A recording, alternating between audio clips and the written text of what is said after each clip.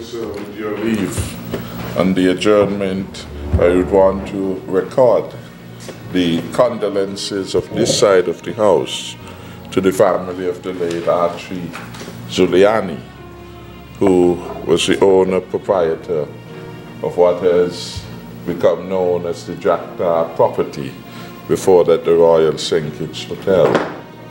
He passed on the weekend, and there is the funeral ceremonies which will take place tomorrow, Wednesday, in Canada. The government will be represented by His Excellency Ambassador Michael Powell at that service commemorating his life and work. I would also want to advise the national community that the Cabinet at its meeting yesterday took a decision to name appropriately one of the roundabouts in the Frigate Bay area as a mark of our show of appreciation for his outstanding contribution to the development of tourism-related services and tourism products for St. Kitts and Nevis. We hope that his soul would rest in eternal peace, and at this time of mourning, his family will be comforted. I think that the business community has lost someone who has contributed so much to the growth and development of the business community in the Federation of St. Kitts and Nevis. And so, to his family, from all of us on this side of the House, indeed from the entire Parliament, I want to express once again our sympathies. And we do encourage those who honor the work that has been contributed to the Federation by the Amorys to join in the service on Saturday, which is a memorial service held at the church in Alceo. Thank you, Mr. Speaker. Mr. Speaker, it would be, I think, really remiss of me to sit without saying anything on the passing of Alceo Archie Zuliani, who has been an iconic figure in the tourism industry. And even as I stand today, Mr. Speaker, although he was ill for a very long time, his brand and his business still continued very vibrantly under the leadership of his son John. And so we in the tourism industry, of which I have the honor and the privilege to lead at this time, are really grateful for the upwards of 30 years of his dynamic engagement with this tourism industry. And so I have to lend my condolences on this part of this side of the house to John and the rest of the family as they go through this time of mourning, and to say that our prayers are with them and that they can see comfort at this time, knowing that all will be well. With those few words, Mr. Speaker. With your leave, rise to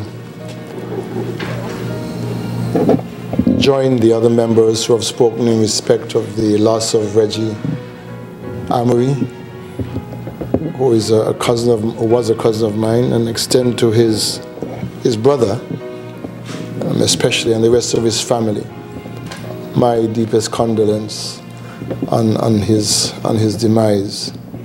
I think all of us know that Reggie is part of that family of entrepreneurs of the highest order in St. Kitts, who in a way transformed the way business was done as a local family. And I want to say to Ernest, his brother, how deeply I feel the loss of Reggie. We got on very well, and to have heard of his passing quite suddenly really was something of a shock to me, and I'm sure it was to so many other persons. And I really do wish that the family would be consoled that Reggie made a great contribution to the development of St. Kitts and Nevis, and that while he will be missed, the legacy which he has left will be there for all of us who knew him, who respected him as a business person and as a very upstanding gentleman. I think we will be able to share in that legacy which he has left for us. With those few words, I extend my sympathy from my own family and on behalf of the people of Nevis and members of this honorable house. Thank you, Mr. Speaker. On the adjournment, I too would want to rise to offer my condolences to Ernest, Amory, and the whole Amory family on the passing of his older brother, Reggie. Reggie and Ernest, and Reggie's twin, Archie, who left us some time ago, grew up in Greenlands here in Bastia. And so I knew Reggie not as a businessman, but as a young man who interacted with us socially on Greenlands Park, Chelsea boys and Junior Chelsea. And there are many of us who passed through that grouping and have remained friends throughout our life. It was a vibrant community of young men who we believe develop a certain inculcation of values.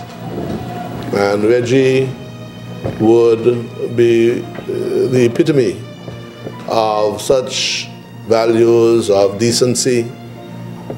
I think he was a humble individual.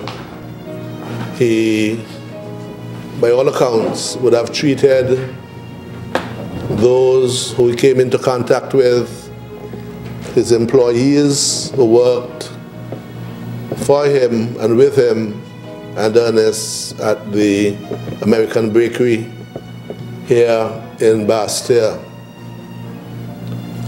Reggie and Ernest, their parents, Old Ashton Amory, was a pioneer baker here in St. Kitts and laid the foundation, along with their mother, laid the foundation first at the top of Church Street here, before they moved to Victoria Road as bakers, and later as real estate owners. They own some very important properties here in Bastia, in the Fort Lands. And Reggie has gone too soon. We wish his family that they can have solace and peace in their grief, and all his friends and those who knew him well. We'd want to share and to wish everybody well, as we would say farewell to him on Saturday at the St. George's Anglican Church. May it please you, Mr. Speaker. Stay up to date with news, programs, and activities of the government with SKNIS. Like us on Facebook. Listen to us on SoundCloud.